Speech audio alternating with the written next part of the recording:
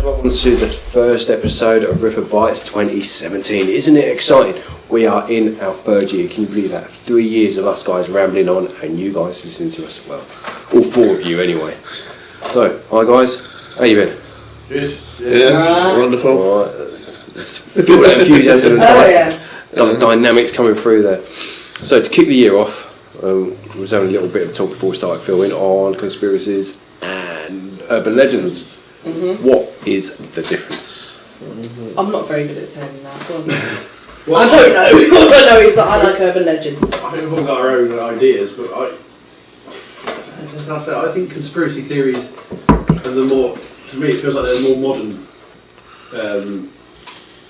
things to get your teeth into, whereas urban legends are sort of like an antique. It's lasted the test of time. No one really talks about it that much anymore. It's been put into like the background. It's an urban legend now. So like urban legends are the like antiques of the storytelling world. The antiques of conspiracy theories. And conspiracy theories are reproductions. But urban legends says it all, though, doesn't it? Legends, it's something that's never been proven.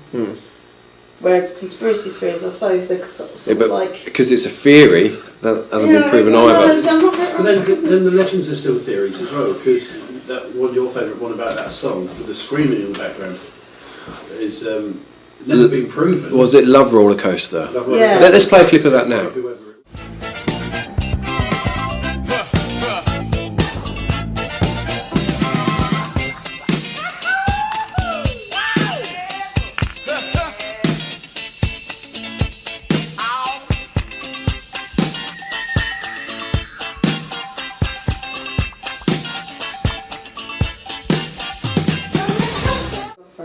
So that was the screaming that you was on about. Yeah, because apparently the urban legend's something to do. I can't remember if they murdered her or she was put on hot glue or something and peeled herself. It was something really strange. See, there's two things. What you said, what we're going back to is you're saying that conspiracy theories have not been proven.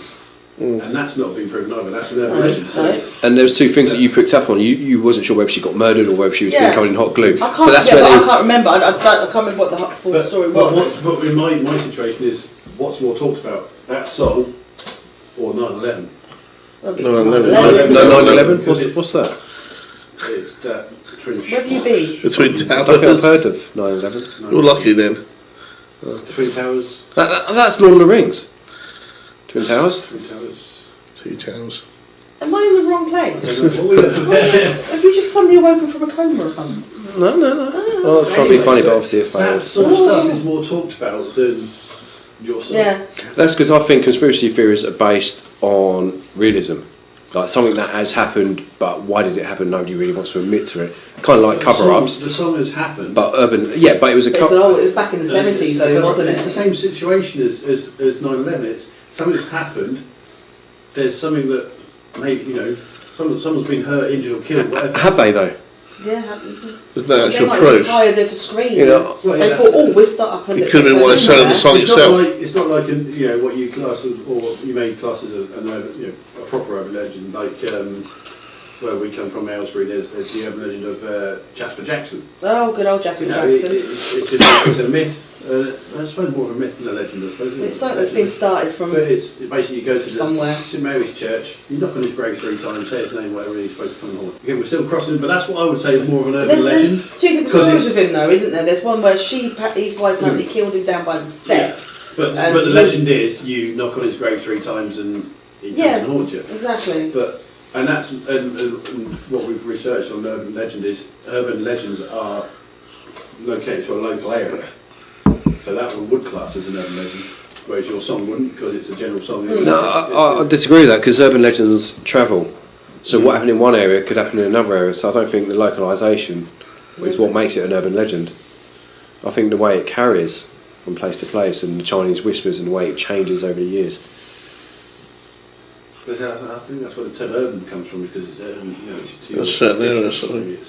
I think urban legends are just something to scare people with. I think that is what it was in the end. And conspiracy theories are based on stuff that has happened. Or perhaps happened. Beck's nan told her that there's a pond. If you know Aylesbury, there's a Blue Leanie, right? It's an insurance place. It's called Blue Leanie. It's a building. It's a big glass building that leans like that. In front of it is like a little river. And when I was a kid, I was never allowed to go down by the river. And my nan decided to tell me there's a massive crocodile that used to live in that river.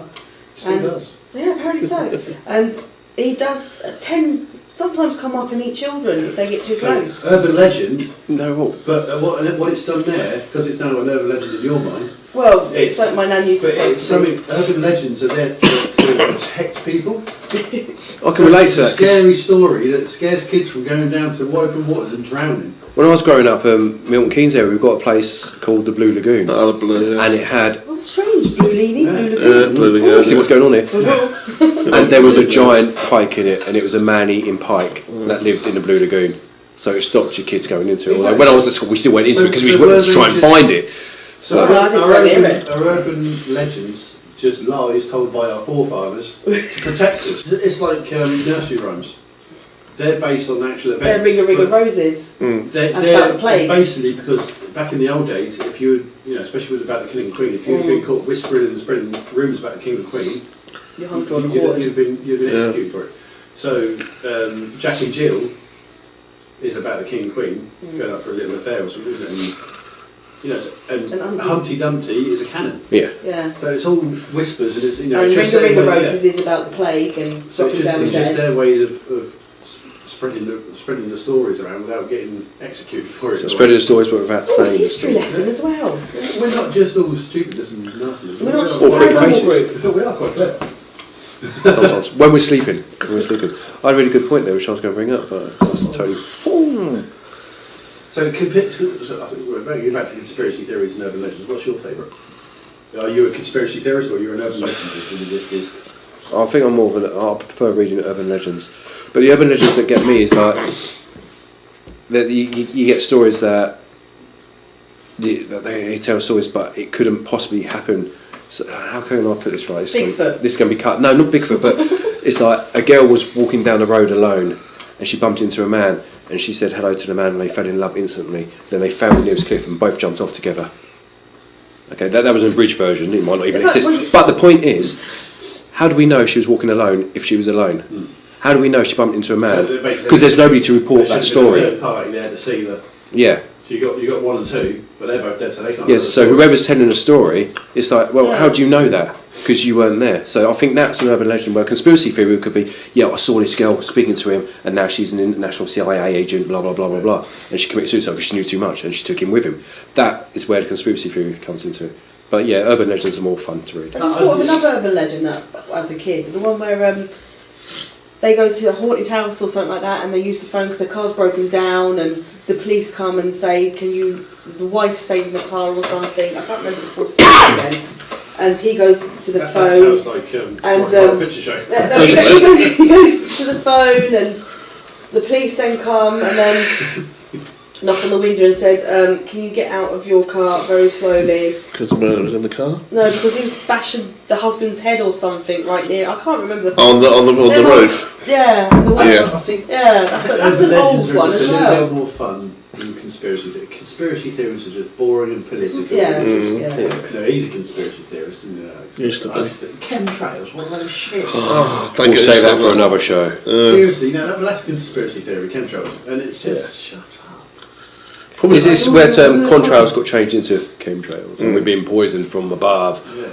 We're not. All right. If you knew science, the trails that are left behind the plane is ice crystals. It's temperature related. It's not little bits that fall down on your skin. Sorry, David Icke, but you're wrong. You can see it to a small effect on God, David, a liar. That's terrible. Depending on the temperature and the speed, and that you'll get a little tail like that on the back of the wing on a Formula 1 car as well. Yeah. They ain't poisoning, know what they are, those fumes.